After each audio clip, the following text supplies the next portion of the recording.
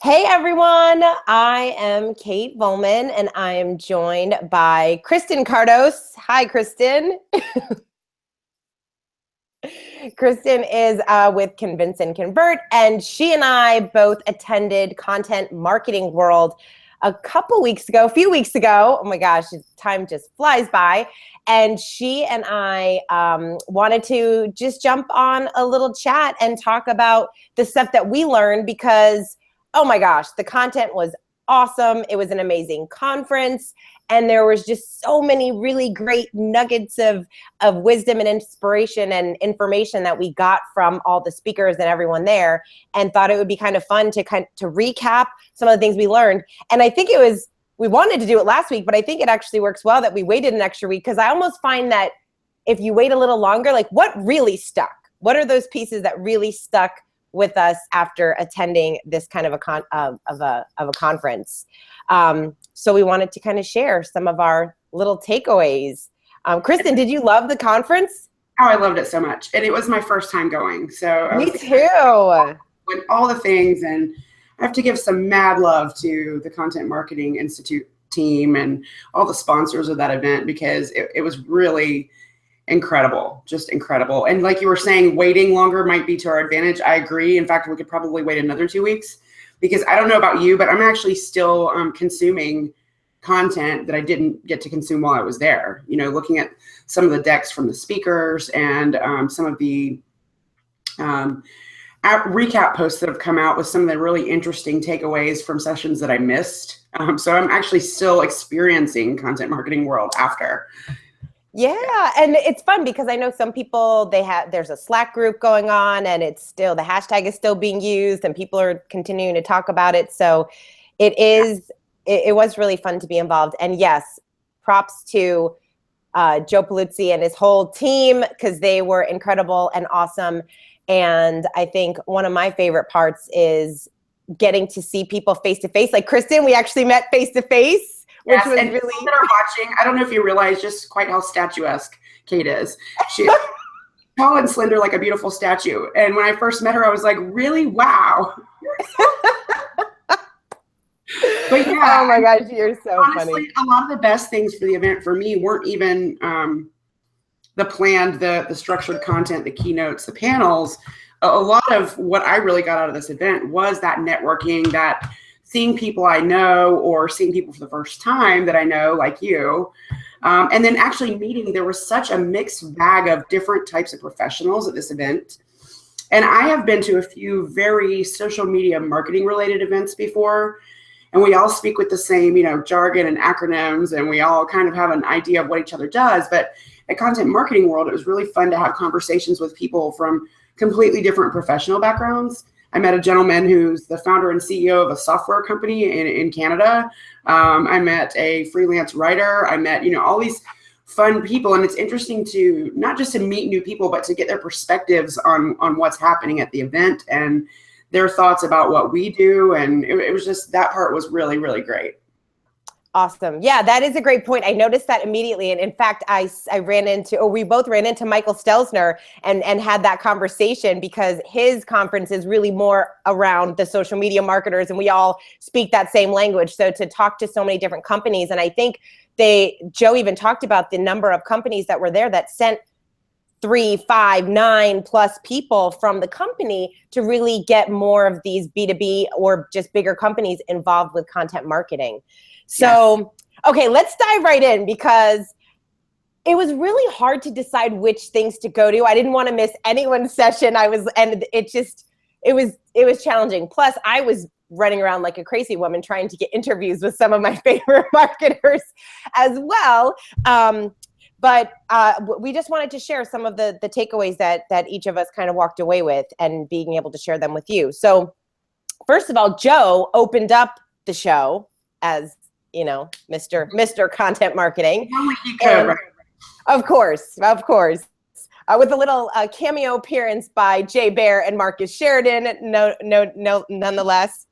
And one of the thing that stuck out with his presentation that I still remembered was that only 20, they do a survey every year with marketing profs, and they get kind of a gauge of content marketing with different companies.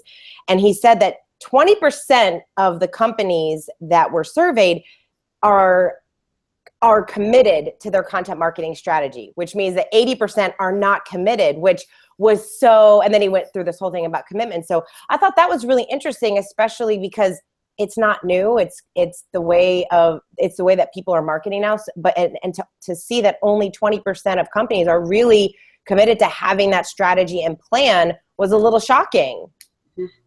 Yeah, and that was one of the overarching themes from the entire event, was that commitment piece, and the fact that, a lot of people are sniffing around or, futzing around with content marketing, but they haven't really made the commitment in terms of the resources, or even just the way of thinking and having it be part of their business culture.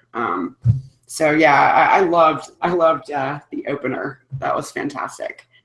Yeah, it was an interesting way to kind of open up, and he almost gave everyone a challenge, because one of the things that he said was about mediocre content and how it's worse to do mediocre content. He said, if you just don't even do anything at all, if you're going to do mediocre content, you have to have a really great strategy and plan, and it has to be good in order for it to do anything. Otherwise, you're just wasting your time. So I feel like that was a nice little foundation that set the whole tone of, okay, you need to be committed. Now let's learn some strategies of how to do that. And Andy Christadina, he was awesome. I had to miss him, and that made me very sad. But I heard. Oh my gosh. You need to watch his presentation. So I'll share the little takeaways from him. And I actually did an interview with him. I'll share the link, because we did a little video interview after the fact. And because he had some really great stuff, and it wasn't just theory stuff. He used very detailed slides and stats. But the thing that he talked about with content was, he talked a lot about social media and how to make your content more social. And he also talked about this one thing that I still remember him saying is, find the missing stat in your industry and write about that. So he talked about how, like, there's all these people that are writing all these blog posts or sharing videos or doing things that everyone's really talking about. So it doesn't really make you stand out so much. But if you find the missing stat, so for him and what he was blogging about, he decided, all these people keep talking about blog posts. How many should I write? How long should they be? And everyone was talking about that. But what no one was talking about was, how long does it take to write a blog post? And everyone was curious to know, okay, I'm going to invest in blogging. How long is it going to take for me to write a post? And the average amount of time, I think it was 2.5 hours. So now when people are searching for, how long it's going to take, or should they be blogging, they get found online when it comes to blogging and content marketing. So what's that one thing in your industry that isn't being talked about, that should be talked about, that you can really leverage instead of creating the same posts and content other people are? Mm-hmm. Yeah. And then I just liked how he talked about, so you'll love this. See, Kristen, you would have been all over it, because he talked a lot about social sharing, and he said something like, if your blog posts don't mention people and other companies, it's not social. It's not social. It's not going to really be shared. It's not going to really get any kind of love. And how if you're going to spend time blogging or creating content, you really need to find complementary companies and businesses, link back to different stats or different articles, so that you can get that social love, which I know you're all about, the social love. And it really all ties in together if you're doing it right. Yeah. It's one big thing that ties in with all of these pieces. And like he mentioned, including others is a big piece of it there. Makes it go together. Yeah. Okay. What were some things that you learned that you really thought were compelling to share? So actually, while you were talking, I was scrambling to try to find the title of this session, and I can't find it. But there was one session that I really enjoyed, because my community is near and dear to my heart. And there was a session, and I believe the gentleman's name was David Kelly. He was really awesome. And the concept of this session, it was about how to activate your community. I think to share your content, something along those lines was the title of it. And it was great because he was really sort of talking about how, if you have a community and you're involved in your community and you're listening to your community, well, they probably want to share your content. They're probably interested in this content that you've created. They might be part of the content that you've created. So one key thing that you want to do is to make this easy for them. And he listed off some very actionable tips for how to do that. And of course, in my realm, some of these are things that I already knew, but he had some really good ideas, and the way he articulated it was really good. I like that. It was a session with just him speaking, and he had some really good slides. I know what were some of his tips? Like, what were some of the things that he shared? Well, just for example, like if you're asking somebody to share something on social, why don't you give them some language? Why don't you make it easy? Give them a click to tweet, give them an image, don't make them have to be artists and scientists, just kind of grease the skids, as it were. But he did have a lot of details, and I do think his slides are published. So if I can find that, we can maybe go back and add them into the notes here on the video. Because it was a really good session. And then, of course, I really enjoyed Marcus Sheridan. I'm not going to steal your thunder on that one. I'm going to let you talk about it. But he's actually, he really resonates. He's very relatable, and he's very open, and taps into your emotions when you're talking about things like business and entrepreneurship. So I'll let you talk about that, but I had to mention it. And of course, Jay Bear.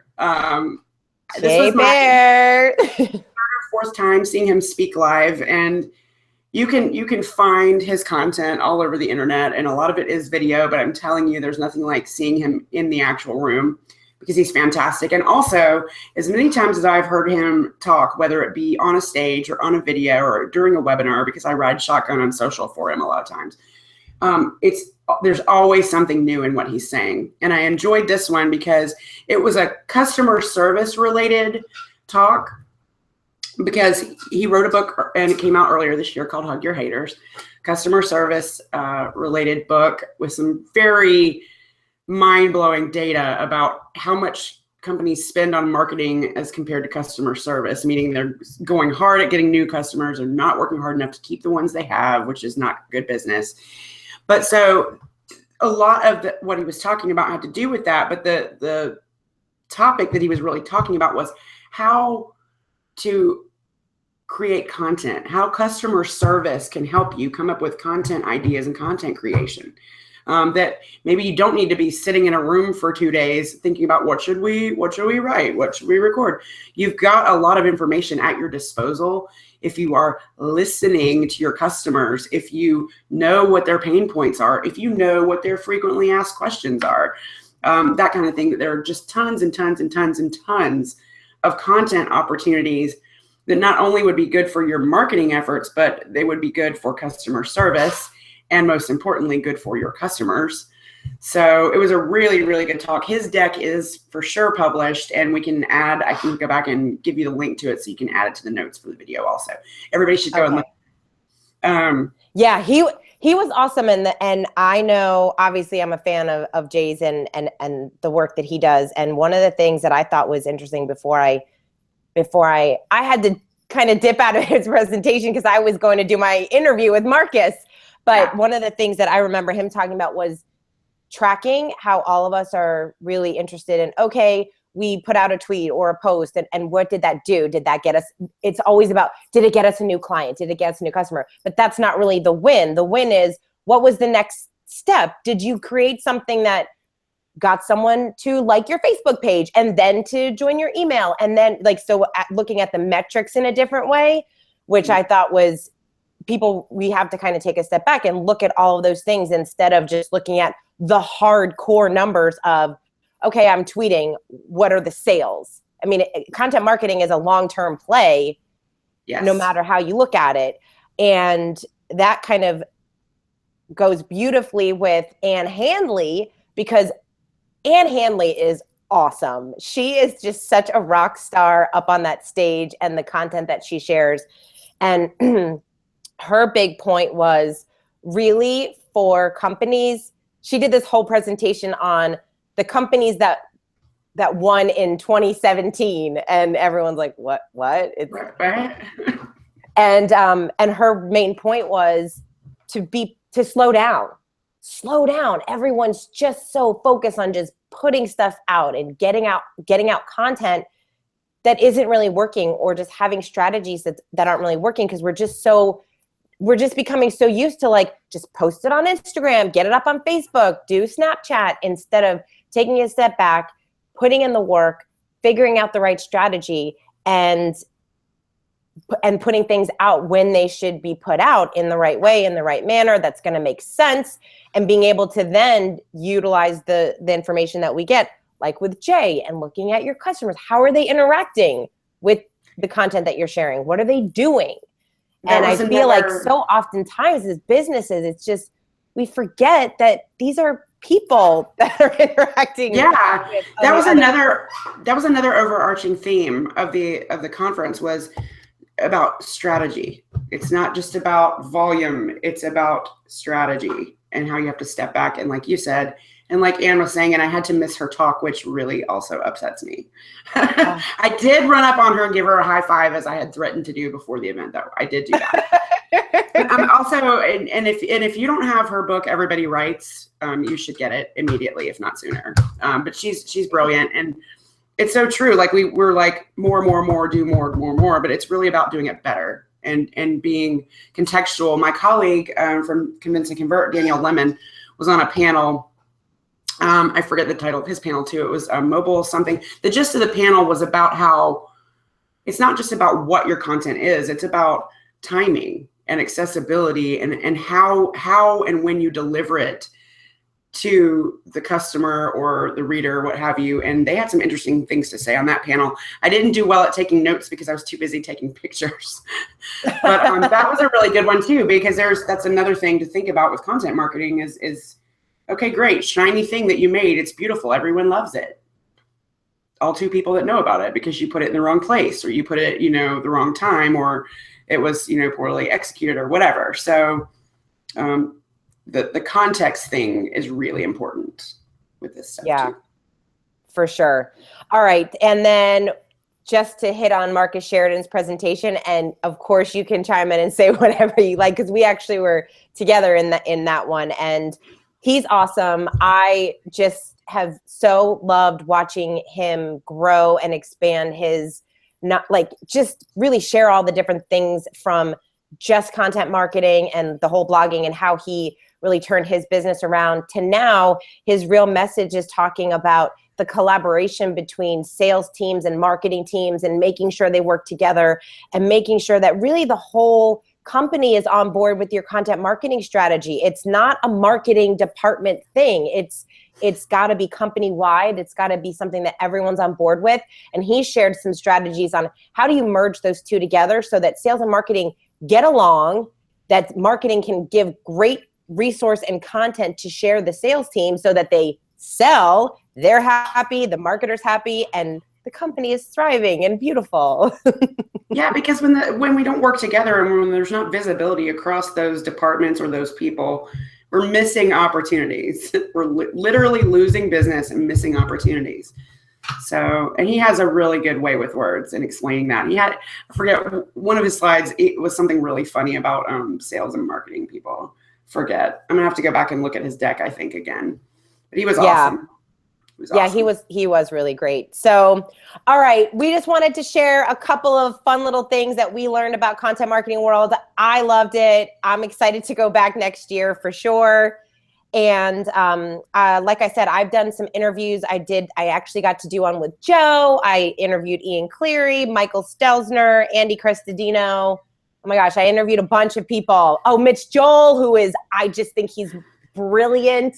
He and Jay, super fast, they did just a casual talk about opportunities in podcasting for business. And I'm just telling you, if you're interested in getting into podcasting, you need to just Google, Jay Baer in podcasting or Mitch Joel in podcasting. They are both so smart and they had brilliant things to say. And they were also hilarious. But oh my gosh, I'm so sad that I missed that one. I'm telling you, there was too many great things to happen Oh my gosh. All right, awesome. Well, Christin, thank you so much. We'll have to do this again. Maybe we'll wait a couple months and do it again and see what we really truly remember after the aftermath of what I think it's a good idea. Let's do it. All right, awesome. Well, thank you so much. Thanks everyone for watching. We'll talk to you soon.